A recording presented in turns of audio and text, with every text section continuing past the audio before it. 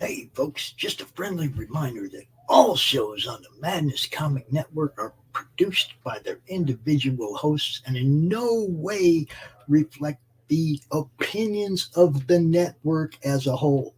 The statements in the following broadcast are not necessarily the opinions of the Madness Comic Network, its staff, sponsors, or contributors.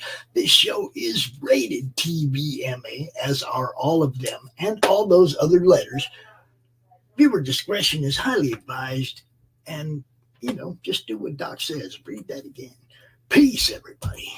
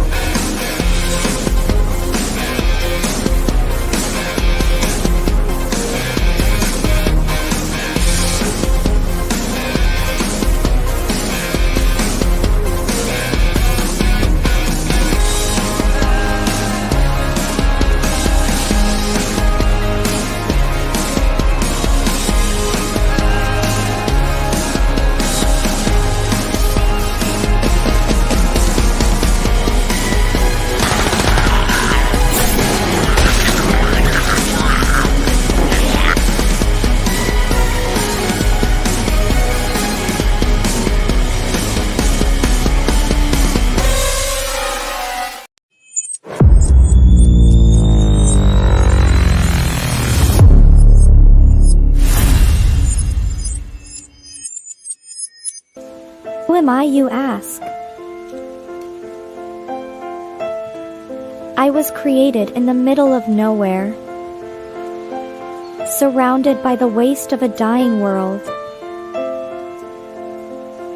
I was bestowed with an insurmountable task: bring peace after decades of death, persecution, and chaos. I am a grandchild of war, destined to help two camps which hate has fueled for far too long.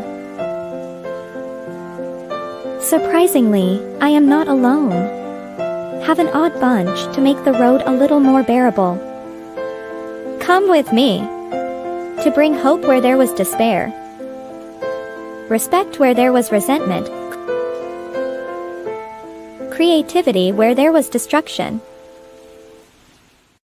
I am Pinocchio, and this is my story.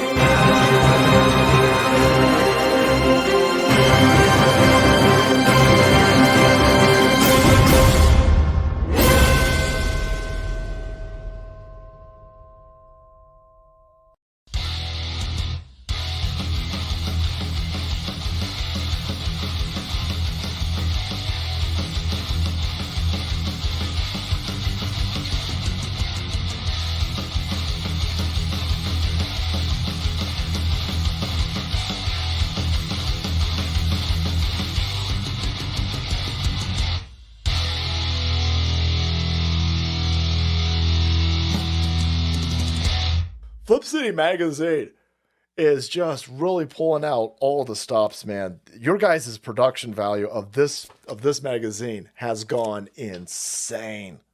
I mean, look at that. I mean, I remember when you guys, it was black and white. Even when it was black and white, I thought your quality was great. But damn, they have just, I mean, they just really stepping it up a notch. Look at this. James Corbett, boys. James Corbett.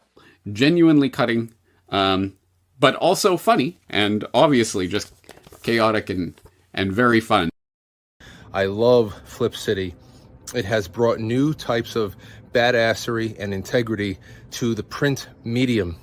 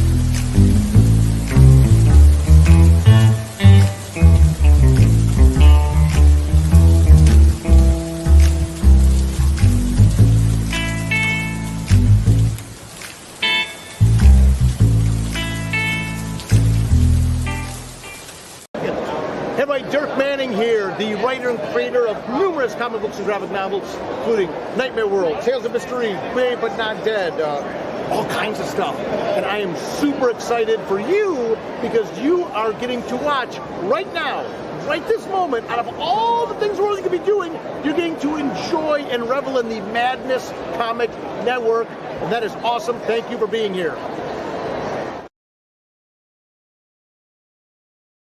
Yeah, what that dude said.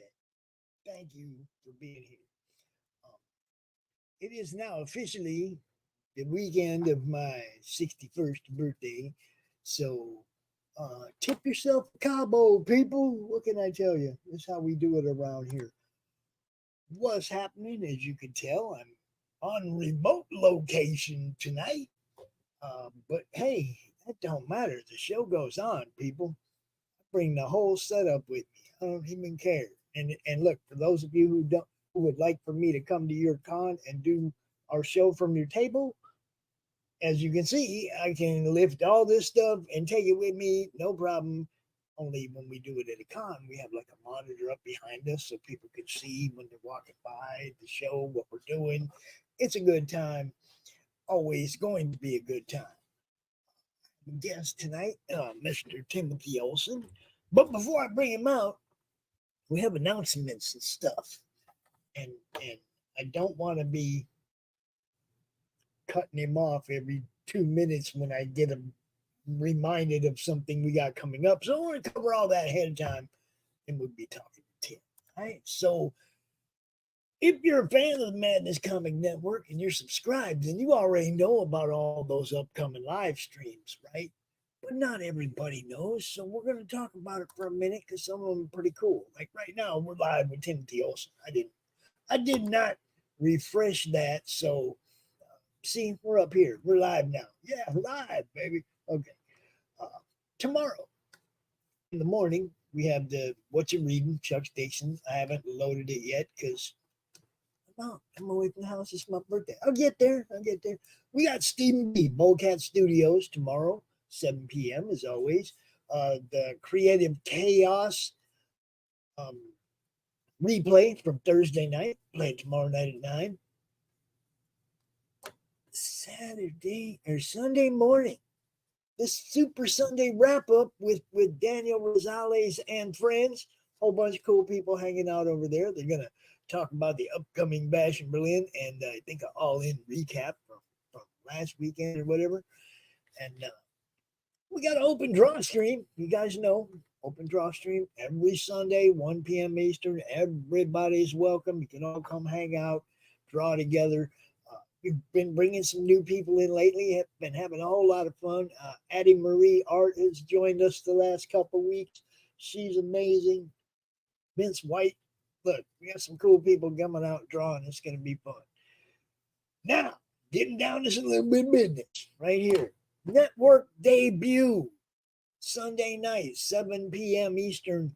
3 beer men ascending into madness. We're making our first appearance on their show in front of their fans. They're making their first appearance on our network, bringing their show to the network from now on every Sunday, 7 p.m. The 3 beer men. It's going to be awesome, guys. I've watched some of their past shows. They have a lot of fun. It's going to be cool. It'll be cool. Monday Madness. Pops turned 61. That's right, on Labor Day. That's right, 61 years ago on Labor Day. She was born. Mom never lets me forget that she spent all of Labor Day in labor. Never lets me forget. So we're going to honor Mom. We're not going to have like scheduled guests. We're just going to have a bash. I'm going to drop the link in the chat. Everybody's welcome. Come hang out between 5 until whenever, you know. Just going to have a good time. Then you can see we got Silverline and Still Toking on Wednesday, or Silverline Tuesday, Still Toking and Silverline on Wednesday. More Silverline. Hey, look, it's all action on the Madness Comic Network. It's just all action all the time. Good stuff going on. So be there, tune in. Hopefully come hang out with us on the birthday show. That'd be awesome. And if you like to draw and you like to come out and stream, draw live with other people, the Sunday draw stream is for you. You may have noticed there will not be a show off this weekend because I didn't bring anything with me to show off. And it's like, I got nothing to show off. Now, that's not saying if Dustin and Dave or somebody wants to still do the show, we can set it up, but I got it. And that pretty much covers the news. Except for all the crazy shit going on in the world. We might cover a little bit of that with our boy, Timothy Olsen. What's up? What's up? What's up? Why are you hiding behind an avatar, bro? Hold on. Hold on a sec. Why are you hiding, Tim? Why? Hold on a sec. He's like, I gotta clean my room, put clothes on. Damn it, Pops. That's all right, though. Dude, some killer campaigns going on right now. I have so many trailers in my studio. I mean, the ones we show at the beginning of the show, those are our sponsors. Okay, like you see across the bottom. Those are our sponsors. We take care of them, obviously. But I have 8, 9 other trailers in the studio, people's campaigns they want me to run, and it's like Scheduling. What do you got going on, Tim? What's happening, man? Let's see. Melvin 3 Special Edition just went on Amazon and Walmart and Barnes and Noble, I think a week or so ago. Been promoting the hell out of that, like it's going out of style, you know. Just anywhere I can send the link to whoever might be interested. Right. So how's it been doing? What's it been doing on the? It's all right. I mean, I understand it's new, and it's still like your job to drive traffic there, right? Right. You know what I mean? It's like I try to tell everybody it's great you get in Diamond, it's great that you can get in Barnes and Noble and Walmart and all them places, but if nobody knows, no one gonna buy. You know, how they gonna find it? You still have to promote your stuff where it's at all the time. Go on the shows, drop the links. You still gotta do all that work, man. Promotion. Yeah, it is. But you know, sometimes dog will hunt. Dude, you know me. I mean, I came out here because I had so many friends that didn't have time to promote. You know, they're working in 9 to 5. They come home, they draw, they go to sleep. You know, maybe got 15 minutes to go out and social media for a few minutes, and it's like that's not going to get it. You got to have some solid scheduling behind your promotion and your marketing. I guess it's more time consuming when you're the artist and not the writer. So I can just go and just once I've sent it to my editor to get worked on a little bit, I can just go and like send links anywhere I need to put them. Mm-hmm. But in that case, like the same reason I encourage a lot of people to use RJ's service when it comes to fulfillment is because then you don't have to stop working to ship. You just go right into the next book, right? RJ handles all that, right? I love having a publisher. I'm telling you, I love what he does. I always have. But what I'm hoping that you're going to do for us tonight is show us a little bit of what they can get. And I don't necessarily mean like just a cover that's on the page, but show us a little art. Show us a little something, Timothy. Post some shit up, man. All right. Let's see what I got. I mean, we can get people interested by a book or two. Yeah. Let's see. Well, I do have. Let's check out my downloads here because I usually. I mean, I am working on Melvin 4, but they probably want to see something from the current book. Well, I was thinking we go back in time. Oh yeah. Well, let's see if we can get people interested at the beginning to get down with all of them. You know what I mean? You know me. I encourage people to put catch-up tiers on their campaign because I'm not coming in on book 4. Right. If I can't go look at book 1 and get me a flavor, I mean, I have to go back. And there may be some people that are familiar with what you're doing now with RJ, but don't have an idea what really the story, how it began.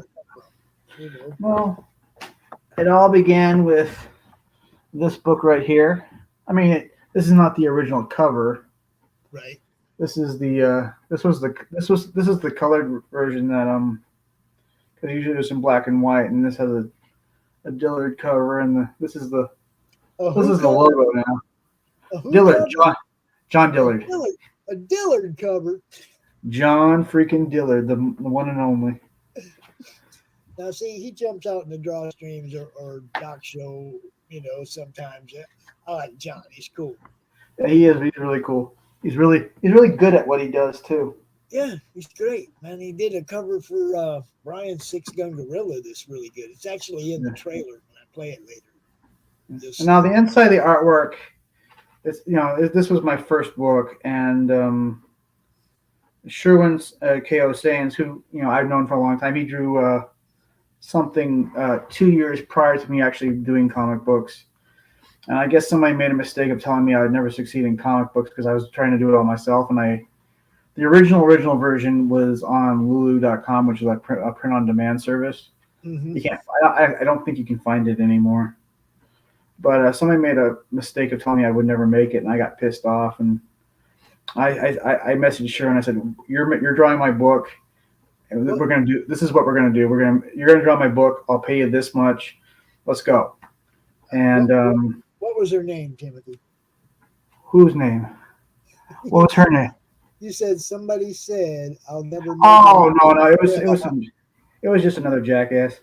Somebody who thought they were better than me. So. Damn it, Pops. So, have fun, bro. Yeah. So I kind of come from a long line of procrastinators, and so I just jumped into it because if I don't just do it, then it's never going to get made, and I'll be just all talk.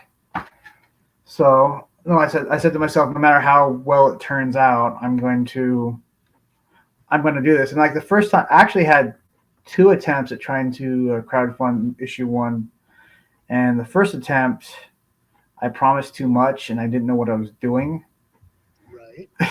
So somebody I did a show, and somebody after the show, the host, she says you're you're kind of that you probably should refund everybody because this is not going to turn out well for you.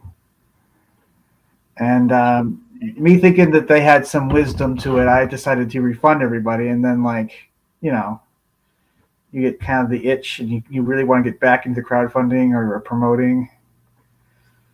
So there was the whole was it you know what happened with that other website that didn't work out. I tried that didn't work out, and then I ended up going back to Indiegogo, where I actually did. I only got 33% of my goal, but I still send out the books to all the backers. Right. So I have a link here to Melvin Special Edition #2. Yep. And if you click my name, you can also find the link to Melvin Special Edition #1, which has the Dillard cover. You see that? I was like, why is it only showing me this one?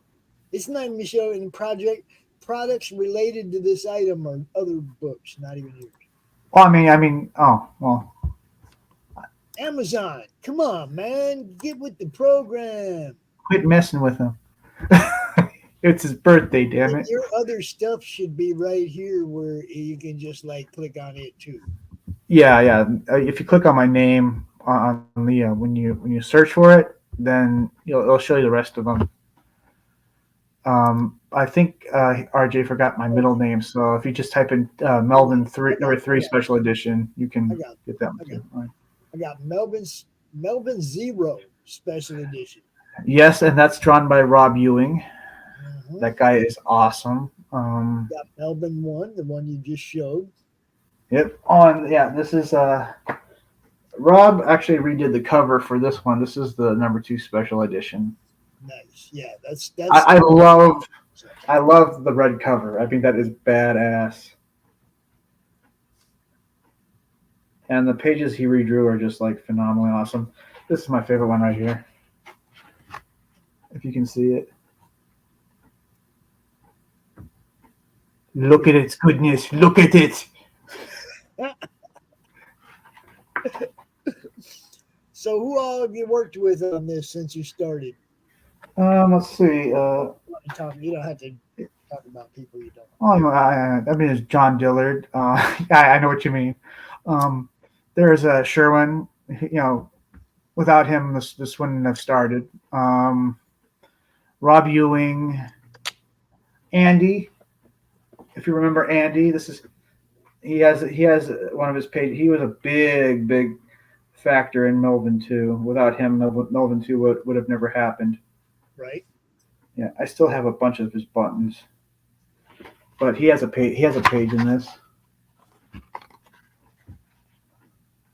See, boy, you just say, "Hey, you want to draw a page?" Well, I think we were trying to put it together, and he's like, "She ended with a page." Well, there was something missing, and this was again learning as we went. And he goes, "I'll draw. Don't worry, I got you. I'll draw this." So he drew one page, and a page of the script didn't get drawn or something. Yeah.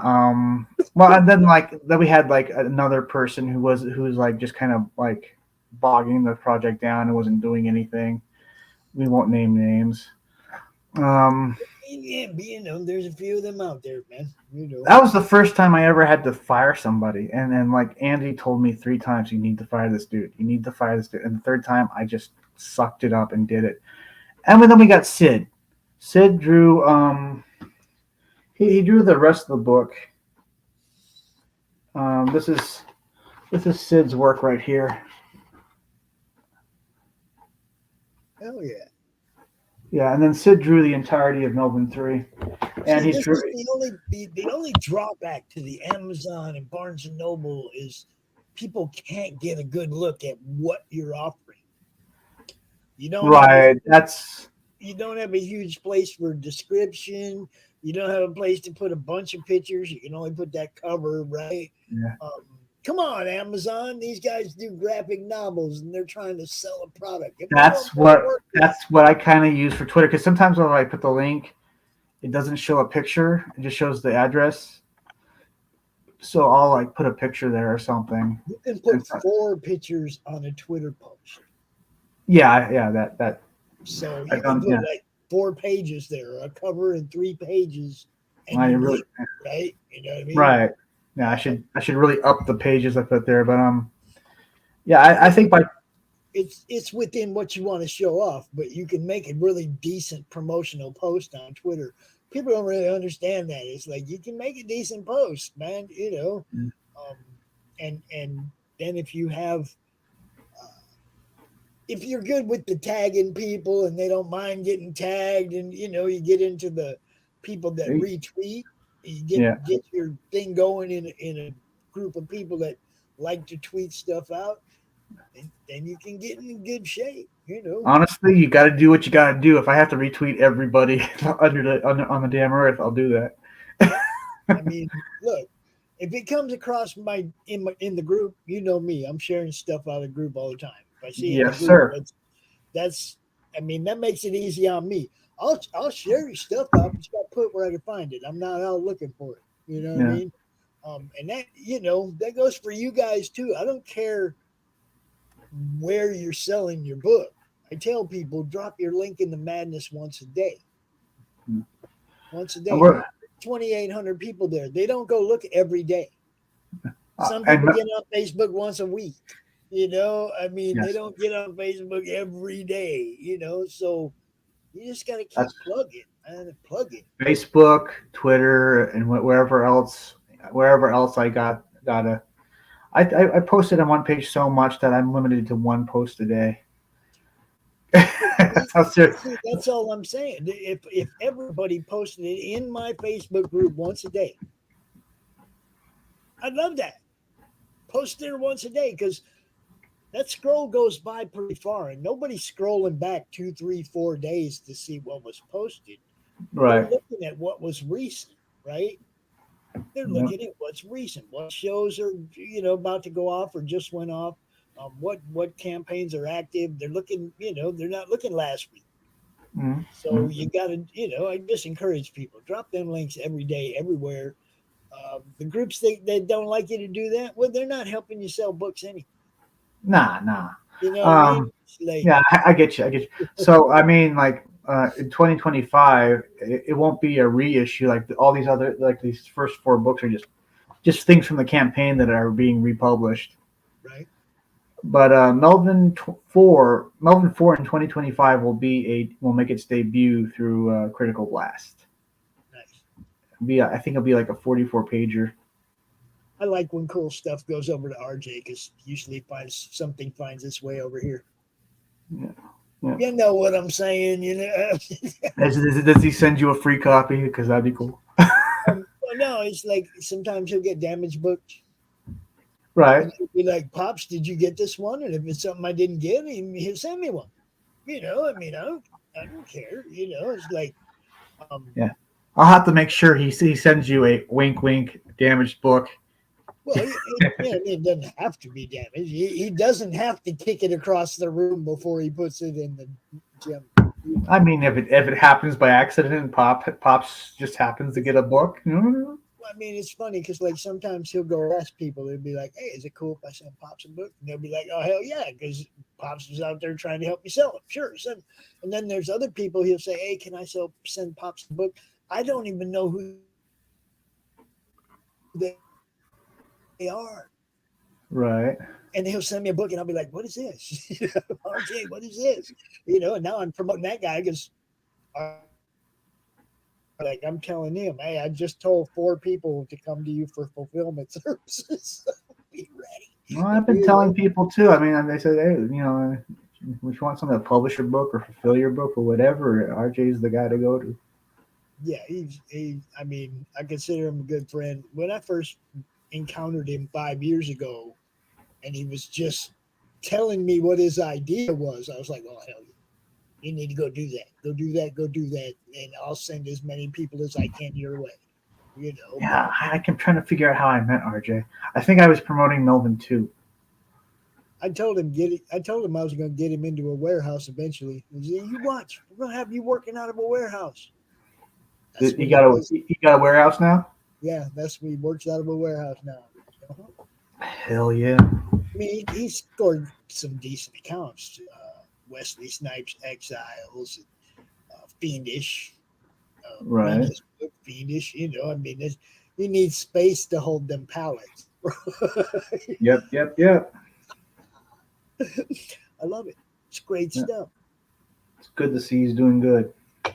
So now, Timothy, we're going to talk a little bit about Melvin himself. All right. Shoot. Who is Melvin, dude? Oh, I have to start from the beginning, don't I? Yeah, that's what I'm saying. The idea was simple and kind of branched out from there. He's a mercenary that was hired to save a princess from a dangerous cult. That's kind of the summary of the first book. And then, like, Zero will kind of explain that he was found left for dead on this farming planet, and was kind of forced into being a mercenary. Like they put like a tracking device and a little mini bomb into your body, and if you disappear, they blow you up. They can't find you, right? Yeah. I mean, I was figuring, okay, if the mercenaries own property, how would they stop them from escaping? There's nothing better than a little interior leash. Yep. Right? And there's so many movies and books that have that premise, where somebody, they're going to get blown up. They used that in a storyline in that show Fringe. Fringe, I haven't seen that. Oh, dude, you need to watch Fringe. It's on Freevee, I think. Really? Yeah. And it is, dude. Yeah, it was a really, really good show. Supernatural, paranormal, all kind of weird shit, right? Scientific. Honestly, I kind of was inspired by the movie Gladiator when Really? because he had lost everybody and he was sold into slavery and he just lost the will to live. It's like he had to gain new purpose, and his new purpose was to kill that emperor. Well, the concept of having like the little bomb blows off in their head. That was from that was me just kind of thinking, oh, how do I stop? How would they stop this guy from escaping? The bad guy in Fringe was doing that to people so they couldn't snitch him out. Oh yeah. As soon as they were starting to get questions, he's like, just blow them up. You see their eyes would hemorrhage and shit. He just. Oh, dude. Oh, it was good stuff, man. That show really is good. The guy that played Denethor in Lord of the Rings. Oh yeah, he's in there. He's a crazy criminal scientist, man. It's good stuff. It's really good stuff. It's called Fringe. Just Fringe, and it's really good, man. Yeah. Anna Torv is the star. I also took a lot of inspiration from that John Carter movie, which I'd later go get the book. Which one?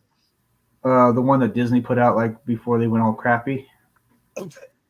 When they were pretty much still good.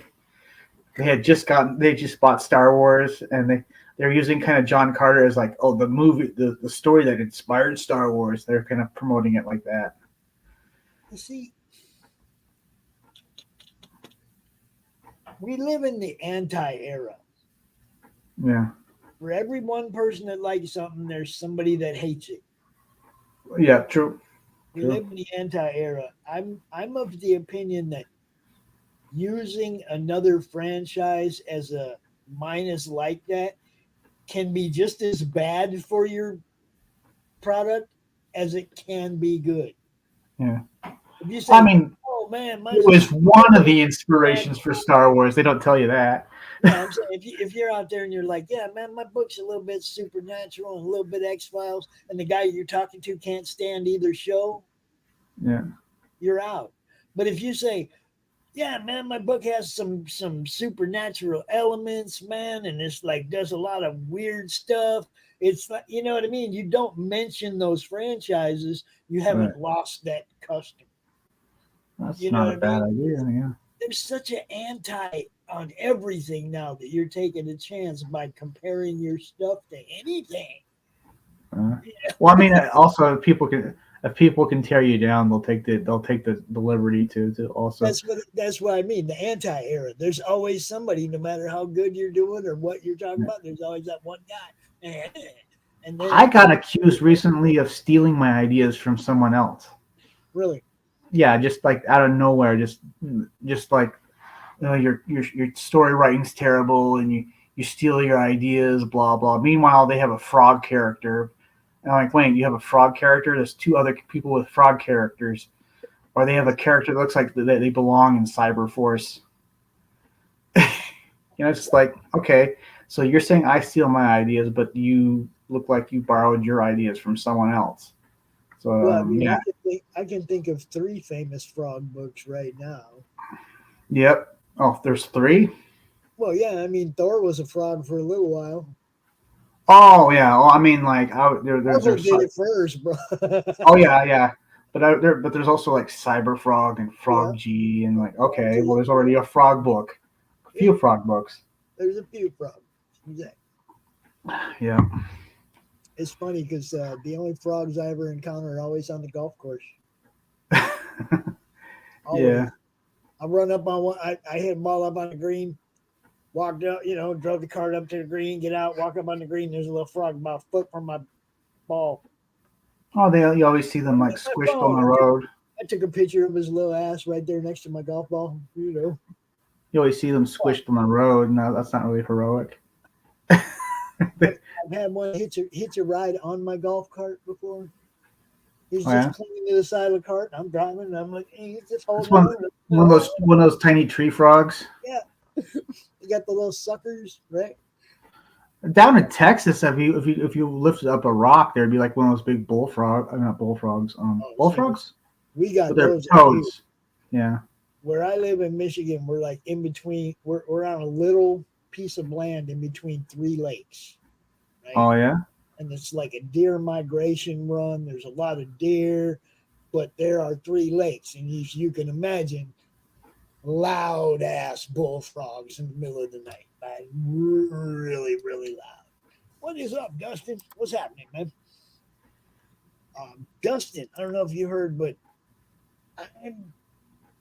obviously I'm not at home, and I forgot to bring anything with me for the show off, so I kind of gave Dave Sunday off, bro, just because I didn't bring nothing. What can I tell you? Today's your birthday? No, Monday. Monday is. Make sure you guys have some birthday cake. Oh, I don't know about cake. I'm thinking about other things. Really, the last 5-6 years, I have had birthday pie. I like pie. Who doesn't love pie? I like pie. Yeah. So.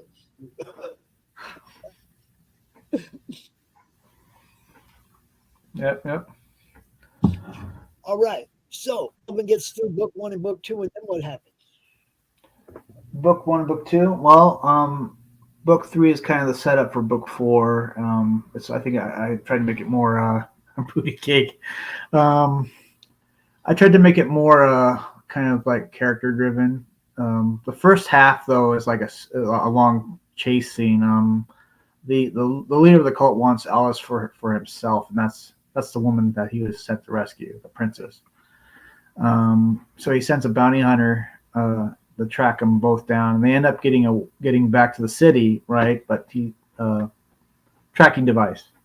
So, but half the book's like a one long chase scene. Steve McQueen, we get a little chase scene, yeah. Yeah.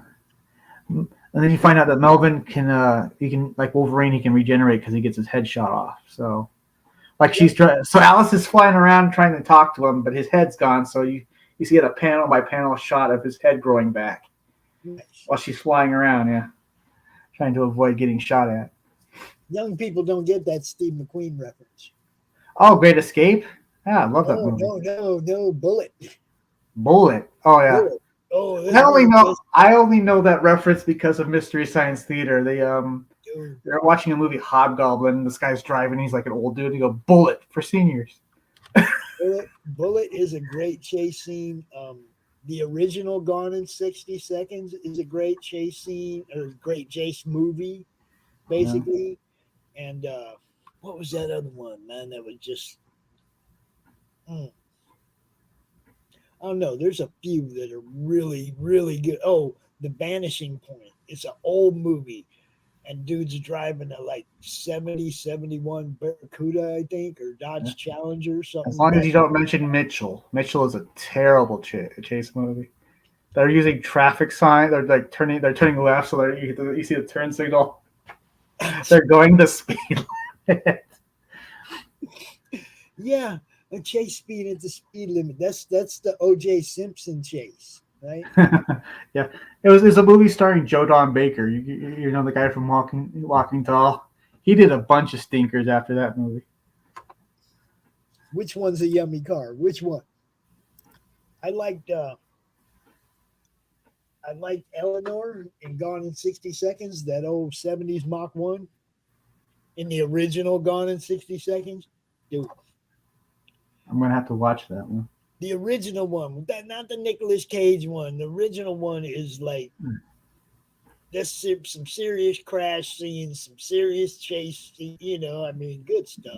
What's the movie series they had like 9 or 10 of? Oh, Fast and Furious or whatever? Yeah, have you ever seen the original version that it was like a B movie or something? I couldn't get, I'm not a Vin fan, really. No. Oh, yes. I don't know. Michelle Rodriguez, though. Michelle Rodriguez is a badass, especially when she played that badass chick in Resident Evil. And she's like, really, because she got bit. And she's like, the first thing I'm going to do when we get out of here is get laid. I'm like, that's a badass chick. I just seen so many dumb scenes in those movies and trailers. Like they're dragging that vault down the street. And yeah. Stuff, and it's like, no, it hits something. It comes to a stop. That car gets rear end yanked out from under it. No, man, what? I was like, I didn't like Van Diesel in those movies. I liked him more in the Chronicles of Riddick or the Riddick trilogy. If you're gonna give me car chase scenes, you got to give me some realistic car chase scenes. I don't want CGI in my car chase scenes. I want the cars to actually be able to do what you're trying to sell me. Sounds like a telephone that was what company. was so great about Dukes of Hazzard. How many of them old Chargers did those guys tear up? I don't know.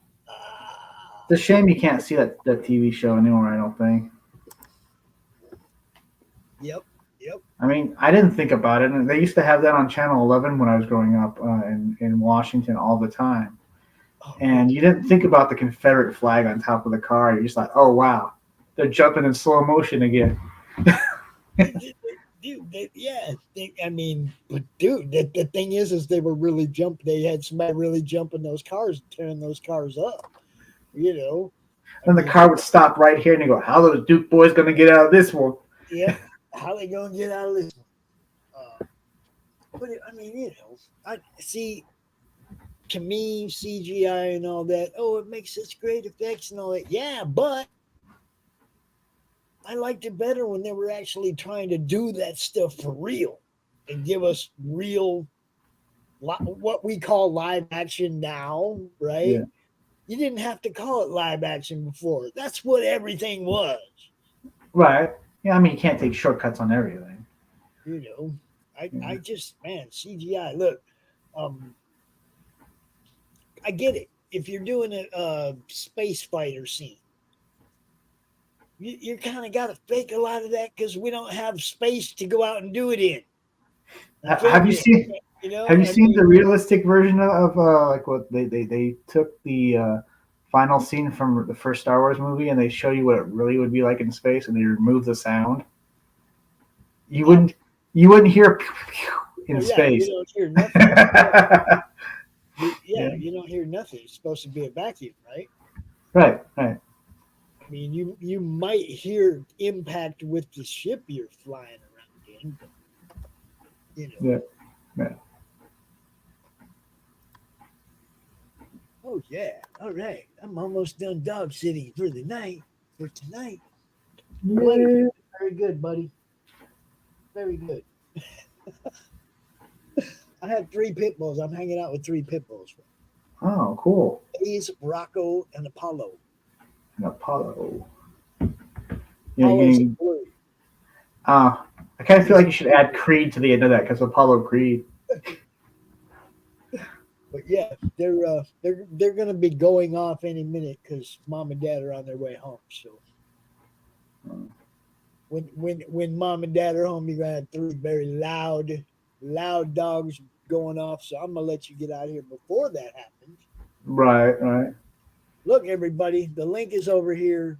It's on Amazon. It's in Barnes and Noble. It's in Walmart. It's Walmart. Places. If you can't find one, just get a hold of RJ. Yeah, he'll know. He'll And get you. if you're on the Twitters, you know I post those links everywhere. Just do it. Just go check it out. Yes. It looks very interesting. And now, I mean, I remember in the beginning it was like, man, where's this going? I had to give you a little time to get where you knew, in a position where you knew you were taking it, right? Right, In the right. beginning, I ain't gonna lie, Tim, you were a little like it's like you didn't want to say what you had in mind for the future. Right. I mean, and it's like it was hard selling when you weren't giving us where's this going. Right. I totally get you. And I was a rookie. I was green. I was. You don't really have. I didn't really have that many people kind of telling you this is how it's done. You kind of had to find out as you were going. Well, I wish I could have been more help way back then, but way back then I was just learning how to do this thing that I do. Yeah. I mean, I ain't one of you guys. I ain't a creator, but yeah, and I get some people want to be completely prepared before they start. I feel like I've talked to so many people. Yeah. I don't think you can be. I don't think you can be completely prepared for this. No, but there's some people that they take forever to get ready. And it's like, I believe Snoop Dogg once said, "Study long, study wrong." So, well, I mean, if you want to be a career student, yeah. But if you want to be a professor, you got to actually do it. Yeah, I always loved the Ramones approach. Start off really amateur and then get better as you go. And this is the whole thing. As long as you show an improvement, yeah. As long as you're always showing improvement, your fans are going to be like, right on. He's working at this. He's trying to make it better. He's trying to make it better. When I finished Melvin 1, I had to make. I promised myself Melvin 2 has to be better than Melvin 1, and then Melvin 3 has to be better than Melvin 2, and so forth and so on. So that's kind of where that's my thinking. And as long as you keep doing that, Tim, you're going to be fine, brother. You're going to be fine. Mm-hmm. Now, I got one hell of a team behind me, so Don't forget, drop your link once a day in the Facebook group. Drop your link everywhere. In the madness, yes. Yeah, I mean, so that I can see it. And there's no way I can keep track of how many people there are that want me to promote their stuff, right? I mean, right, totally. When it became a network, that took a lot of the time away that I had to really push individual people's projects. Right. Now I offer you this big platform. Hit some of these people up. Get on their shows. I'm trying to build you something bigger to get seen, and not just me hitting a share or a retweet, right? So I'm always going to be trying to build something bigger. I love Brian's show. That thing where you guys discuss horror movies.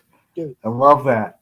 Brian's show's great, man, and it's one of our more popular shows. He actually started doing a kung fu theater too. So he does horror movie clubs, spaghetti western jamboree, and kung fu theater. He just alternates each week, So that one's fun. Laurie's show is great. Doc's show is great. Doc's always great. Doc's always great. I like that guy. And I'm really looking forward. I mean, Dustin's show, Geekmen, there in the chat. His shows, he's got 2 shows on the network now. They're awesome. ADHD Theater, which was right before this, and It's Freaking Figures, which is about action figures and the people who design them and stuff like that, right? And it promotes action figures. So we're branching out into other kind of stuff.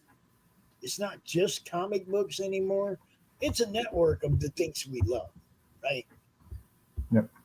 That's what we're trying to build. And if things go right, we're going to be hitting another network, another platform that we've never been on, starting next week. So it's all about growth, people. Oh, one last thing. I don't want this to sound like I'm bragging or anything like that. I'm Right. real close to 250,000 views on the network. Awesome. We are close enough that I could actually hit that number on my birthday with just a little help. Wow. Go watch it. Go hit the shorts playlist and watch a few dozen shorts or something. And, man, Totally do that. We're that close to 250,000 views. How did the Joker smile? How did the Joker smile? Painfully. Painfully. I'd say so. I'm gonna go with that one. That sounds good. What do you got for me, Fresh News? Talk to me. I'm waiting for the punchline too. Yeah, talk to me. Give it to me. If it's good, I will give you a wrench right now on the network.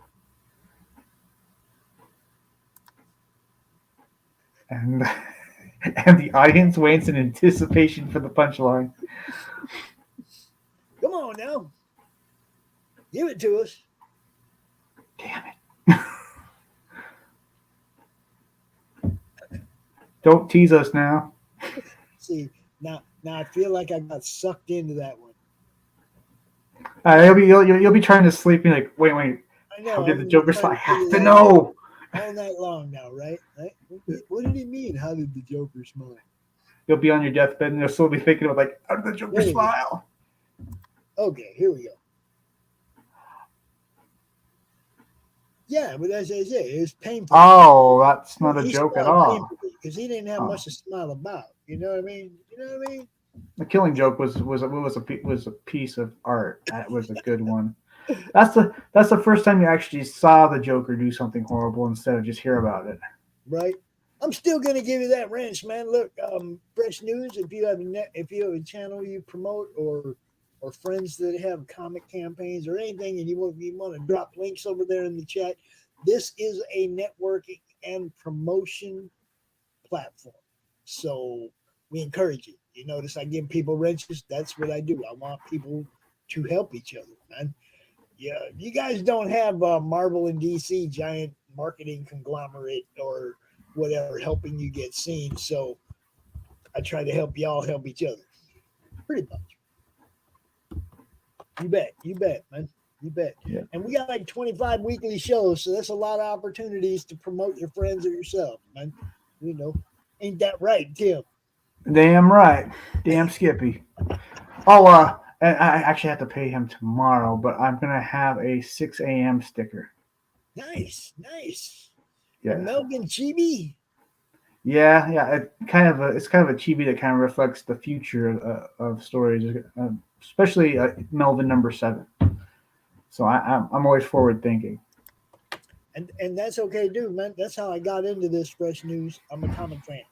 Okay. The whole thing is when they started doing this, COVID had wiped everything out. There weren't no cons that summer. Yeah. And I started using my network here to help people. CromCon. Right? The legendary CromCon. I miss that show. I do. I miss that. Now we got tons of shows. Told you what's going to happen. Oh. Yeah. They're excited. They're happy to see their people. I told you that was going to go on. Hey. Come here, dummy.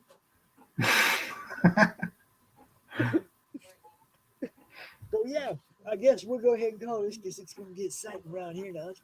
All right. Definitely, though, Fresh News, if you have friends that have campaigns or even, just stuff that you think people will be interested in, you want to drop a link over there, that's what it's for. I'm just a fan myself.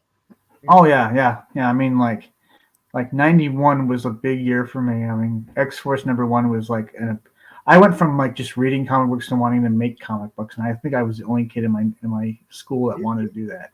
You're gonna blame Art T-Bear for that? No. X-Force number 1 was Rob Liefeld. I thought T-Bear, or was he X Factor? One of those he did the first of that too. Yeah, and then the late 80s, early 90s Wolverine with Mark Silvestri, I think. And I think before that was John Byrne. Yeah. We just showed all that stuff off on the show-offs last week because of the movie. So we were showing off Wolverine and Deadpool books. Wolverine number 30, I think it was number 36 when he had that. He was like a big stogie in his mouth, and he's like up to his knee in bullets, and he's got that submachine gun. Dude. Yep. Good stuff. Good stuff. Yeah. My favorite's number 50, the die cut cover. Oh yeah. I honestly believe after 50 it went downhill. Well, that's just me. I mean, that's a lot of series though, you know. I mean, yeah, you can't keep it going forever. Yeah. Defenders kind of tanked between 50 and 100, you know. I mean, that's true. I mean, it depends on those people writing them. What's up, Matthew? Yeah. Matthew has a campaign as well. Drop your link real quick, Matthew. I'm about to leave, bro. Drop that link. We're about to shut this thing down. Yep.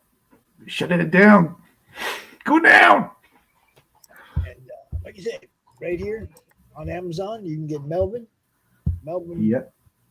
Melvin 0 through 3. Yep. Yeah. 0 through 3. I'm proud of that. 4 books in, I think, 4 years. And there's 2 on the way, so that's almost like it's like 6 books in 5 years. Doing good, man. Doing good. Keep doing that thing, bro. Oh, wait, including Zedno DC's number 1. I think that's 5 books in 4 years. Yeah. Just keep doing what you love, bro. You know. Oh, hell yeah. All right. I'm going to play a couple more ads. I'm going to get out of here. All right. And since John Dillard has a cover on your book, I want to play this other one. John Dillard has a cover on this one too. See if you can spot it during this trailer. I'm not coming back to ask if you did, but just if I see you around, I'll tell you I saw it. Y'all have a great night. Peace.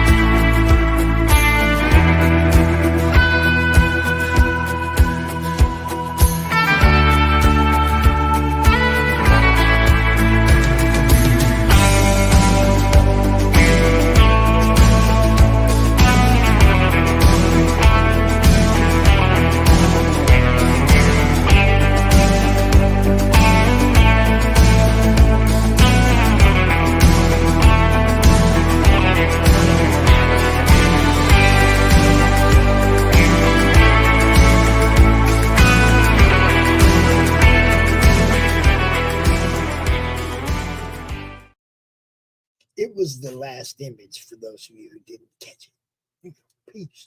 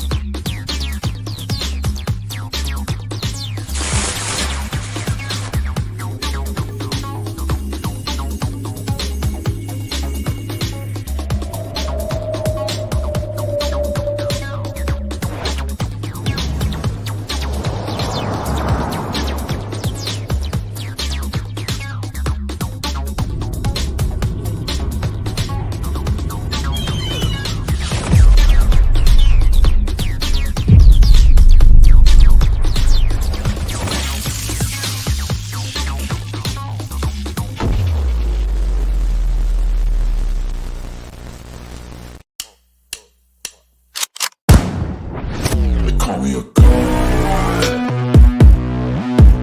You call me a god. You call me a god. You call me a god. Let's go. I'm about to go off like a weapon. Fuel to the top, got a filled up engine. In my thoughts, obsession. I will not stop, no, I'm never second guessing.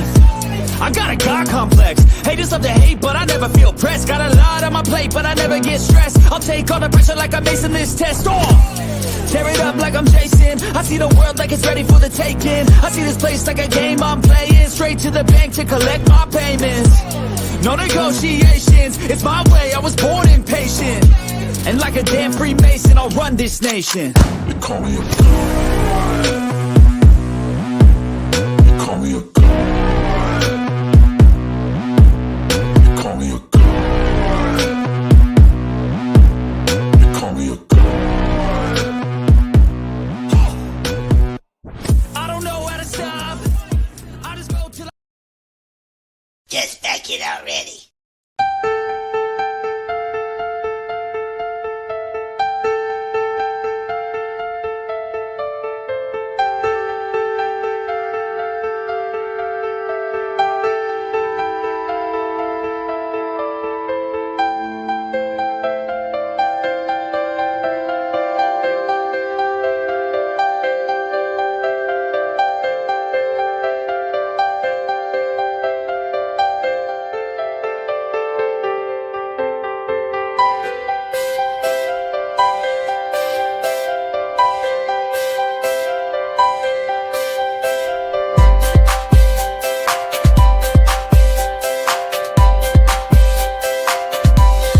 Critical blast logistics, getting it done, getting it there.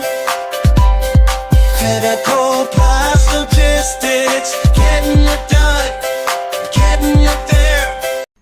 How do you end this thing? How do you put the where's the brakes on this bus? I forgot. Jazz how to do it. hands. Jazz hands. All right.